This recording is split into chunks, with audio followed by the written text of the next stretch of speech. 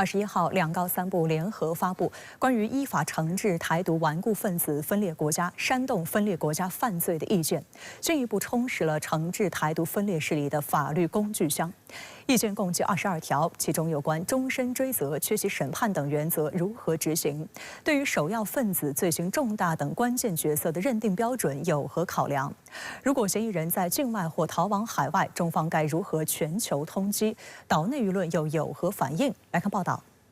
此次发布的意见是继2021年、2022年国台办先后2次出台惩治台独顽固分子清单，及今年5月国台办宣布对5位台湾名嘴实施惩戒后的又一重大举措。观察指，在台独金孙赖清德上台满月之时，大陆祭出重拳，进一步充实了惩治台独分裂势力的法律工具箱，增加了对台独顽固分子刑事追责的可操作性，因而具有重要的政治法律意义。意见全文共22条，其中第6条对台独分子最高可判处死刑的规定引发广泛热议。深圳卫视注意到，刑法第103条第1款规定，组织、策划、实施分裂国家、破坏国家统一的，对首要分子或者罪行重大的，处无期徒刑或者10年以上有期徒刑。而此次意见则明确了对台独顽固分子使用极刑、死刑。它不同于我们在这个刑法上的普通条款里讲无期徒刑，它甚至不同于我们在香港国安法里面规定那也有分裂国家罪，那么最高是这个终身监禁。所以这样一个最高刑期死刑的这样一个条款的规定呢，那么体现了那么这次司法解释文件呢，那么对台独这个特别危险性的判断，那么根据这个危险的这个程度，根据然后台独行为对国家利益损害的这个程度来配置相应的刑期呢，也反映了这个刑法上的这个罪行均衡的这个原则，因而是科学和合理的。中央民族大学法学院副院长、全国港澳研究会理事田飞龙对深圳卫视记者分析，配置死刑能够对台独顽固分子起到震慑作用，会对其终身追责，同时也令其追随者有所忌惮。此次司法解释文件中，另一个关注焦点是对缺席审判适用的规定。意见第17条规定，对于起诉书中有明确的指控犯罪事实，符合缺席审判程序适用条件的，应当决定开庭审判。一般而言，台独顽固分子大多是在岛内或者海外从事台独分裂活动。从刑法规制和管辖的角度来讲，较难在刑事诉讼程序中及时将其缉纳归案。而有关缺席审判的规定，则适应了这种特殊情况。这次司法解释就这个激活了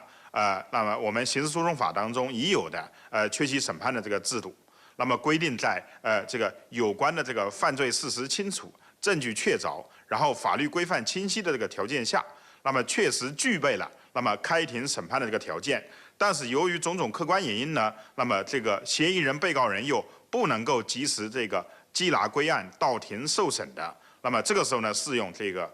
缺席审判的这个机制。缺席审判之后呢，那么相应的这个判决的内容呢，那么可以通过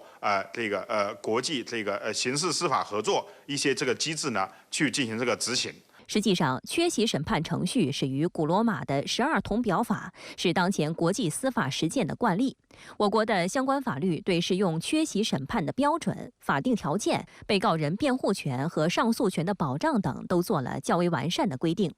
2021年，最高法还就涉及危害国家安全等重罪的缺席审判适用进行了司法解释，进一步强化了震慑和惩治的双重效果。最严重的是，它有一个缺席审判的制度，也就是说，它可以不需要你到这边来，你也不可能到，你没有来也没关系，对，我就给你审判，我就给你定了罪，定了罪之后，大概就会被跟中国大陆具有司法协助的国家，那这些国家来讲，会不会有影响？当然会有影响。民进党的这些不过是一个小咖而已。值得一提的是，意见13条还规定，应当逮捕的犯罪嫌疑人如果在逃，公安机关、国家安全机关可以发布通缉令，采取有效措施追捕归案。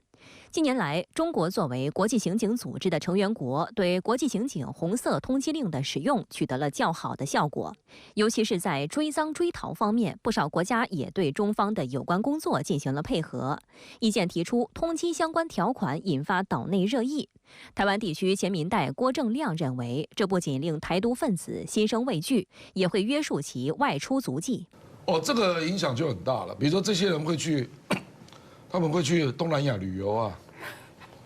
对呀，你说去马来西亚，还有去越南，机会还蛮高的。马来西亚很多啊，泰国机会也很高，非常高啊。对，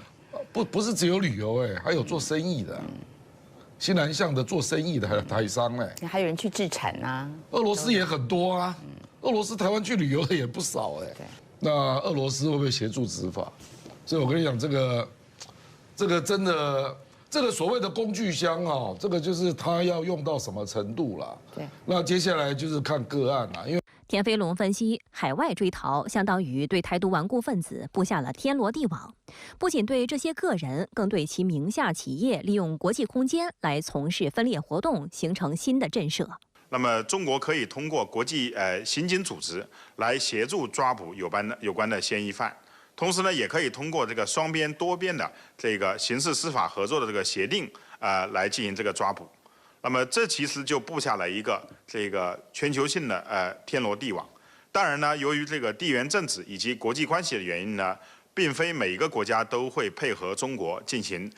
这个台独案件当中嫌疑人的这个抓捕。这个我们也要做到客观的心中有数，要估计到这个全球通缉实际的这个难度。但是呢，我认为，随着中国式现代化以及中国走向世界舞台中央，随着越来越多的国家与中国之间签订双边或者多边的刑事司法互助协定，那么台独分子呢，在天涯海角所能藏身之处呢，会越来越狭窄，最终难逃法律惩罚的这个命运。深圳卫视注意到，意见在准确认定犯罪部分提到，通过推动台湾加入仅限主权国家参加的国际组织，或者对外进行官方往来、军事联系等方式，图谋在国际社会制造两个中国、一中一台、台湾独立的情况。专家认为，该内容同时也会令外部分裂势力感到压力。同时呢，那么我觉得这些条款也会对这个外部势力有一些这个间接的这样一种压力的这个传递。因为呢，他追求这个主权化、国际化，必然要有外部的这个资助跟这个援助。那么外部资助援助的这些组织呢，那么相应的也会关联到，会受到我们的这个反制。它实际上有利于这个精准的、有力的、深入的去切断台独分裂势力与外部势力之间的这个勾结。值得一提的是，就在意见出台的同一天，外交部还发布了对美涉军企业采取反制措施的决定，对洛克希德马丁公司相关3个实体和3名高管人员采取包括冻结在中国境内的动产、不动产和其他各类财产等反制措施。除了对犯罪行径的认定标准，意见还对犯罪关键角色的认定标准进行了详尽的规定，包括首要分子、罪行重大、积极参加等，通过合理科学的梯度划分，对不同的刑责配以不同的刑期。这样一种梯度化的有合理区分的罪状和刑期的这个配置呢，也有利于给台独这个势力一个信号，那么让一般参与者那么有机会思考到。那么，如果采取一些悔改的，或者自首的，或者主动止损的这个措施呢，那么他们又不用承担那么沉重的刑事责任，甚至有自首立功表现的，那么是可以撤销案件，免于起诉，那么从宽处理的。我想呢，根据具体行为进行区分对待，它不仅反映了一个法治的理性，也反映了一种政治的智慧，有助于将一般的参与者。那么转化为那么与台独斗争的新的力量。岛内舆论也注意到，意见也同时体现了宽严相济的做法，在正确适用程序部分，对于依法从宽处理的条件有明确说明。台湾地区前外事官员谢文吉表示，意见留有后门，只要悔过自新，转作污点证人，就可以从宽处理。中国国民党主席朱立伦认为，赖清德台独心态不断作祟，这不是台湾民众之福。赖清德因为他就职这1个多月来，用攻击取代对话，用对抗取代对话，这绝不是台湾之福。还有观点认为，大陆出台意见，公检法有关部委全数到齐，规格之高，不仅意在威慑民进党官员，也向美国等外部势力释放强烈的反制信号。这也是我们更坚定的，就是两岸要和平，一定要反台独，而美国也是一样反台独啊，所以你可以看到这样的做法，我目前也还没有看到美国人有什么样的反应。两高三部，也就是最高人民法院、最高人民检察院、公安部、国家安全部、司法部联合发布关于依法惩治台独顽固分子分裂国家、煽动分裂国家犯罪的意见。那对此，你有些什么样的观察呢？我认为大陆5个部门联合发布的这个意见有这么几个鲜明的特点，特别值得我们关注。首先，我们知道，过去这些年来，台独分子之所以越来越嚣张，根源就在于他们有恃无恐。也就是鉴于当前两岸尚未统一，他们认为大陆的法律压根就管不着他们，以至于他们可以长时间逍遥法外。我注意到，就在昨天大陆5部门联合发布这份意见之后，台大陆事务部门仍然在重弹老调，说大陆对台湾完全没有司法管辖权，并呼吁台湾民众不要害怕。然而，大陆发布的这份意见显然就是要专治各种不服。这份意见出台的法源依据，恰恰就是《中华人民共和国宪法》、《反分裂国家法》和《中华人民共和国刑法》、《中华人民共和国刑事诉讼法》。这背后发出的信号就是：我的地盘我做主。依据台湾是中华人民共和国的神圣领土的一部分的《中华人民共和国宪法》，只要你搞台独，我就可以用中华人民共和国的法律来治你。也就是说，这份意见实际上向岛内发出了一个中国原则，指的就是台湾是中华人民共和国一部分的政治信号。除此之外，其余的说法不是台独就是变相台独。其实我认为这份意见还是反分裂国家法的细化和补充。大家知道，这些年来台独分子之所以这么猖狂，还有另外一个原因，那就是虽然早在2005年大陆的全国人大就通过了反分裂国家法，但是这部法律不仅短小精悍，而且仅仅是表达了反台独的纲领性与原则性的立场，没有针对台独分子个人，更没有具体的定罪量刑标准，可操作性、可执行性都有待细化和补强。而昨天大陆5部门联合颁布的这份意见，恰恰就把这些短板一一细化和补强了。第三，我相信大家都已经注意到了，此前大陆宣布将个别顽固台独分子列入黑名单，或是宣布惩戒某些鼓吹台独名嘴的时候，都是由国台办来出面的。而这一次却是最高人民法院、最高人民检察院、公安部、国家安全部、司法部等等5个部门一字排开，集体登场。我认为这一安排意味着大陆这次法办台独分子是在动真格的，以至于专门为台独分子量身定制了一条龙式的贴身服务，也就是由国安部门来负责锁定目标，确定谁是真正的台独分子，由公安部门来负责抓捕和境外司法引渡，由检察部门来负责提起公诉，由法院来负责判决，由司法部门来执行法院的判决。另外值得注意的是，过去这些年来，在反制与打击台独势力上，大陆先后动用了政治反独、外交反独、经济反独与军事反独等等一系列的手段，而且这些手段都是越来越强硬。而这份意见的出台，这意味着中国大陆终于补齐了司法反独这样一块短板。而一旦司法反独这块短板开始长牙带刺了，发挥了有效的震慑台独作用，那实际上就可以避免两岸走到台海开战与军事摊牌的最坏地步。因此，这份意见的出台可谓是用心良苦，实际上是在以霹雳手段行菩萨心肠。那具体来讲，由两高三部联合发布的这份意见具有一些什么样的特点呢？我认为我们可以用2个字来形容这份意见的特点，一个字是准，另外一个字是狠。所谓的准，主要体现在对台独行为的认定上，它包括一是发起、建立台独分裂组织，